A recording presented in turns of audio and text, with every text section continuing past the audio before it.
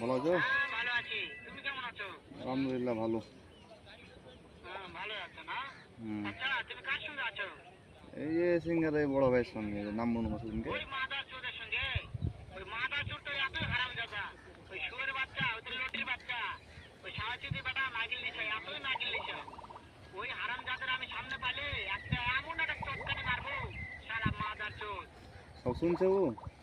তো দু জায়গায় কাজ হচ্ছে, এক কেন, জায়গায় কি হয়েছে? উড়িষ্যায় ওর কাজ মাথার হচ্ছে চোদের জায়গা আছে নাকি? আর ও এই আমার তামিলনাড়ু কথা হচ্ছে। শুনতেছে।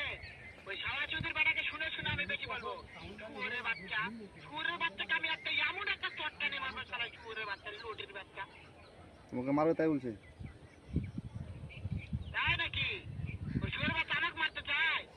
শুয়োরের বাচ্চাকে একটা আমি দেখা সাক্ষাৎ হলে পরে শুয়োরের বাচ্চাকে আমি এমন চটকানি মারবো, মাদার চোদ। আমি থামা। বলো, বিশ্বাস তো করছিল না।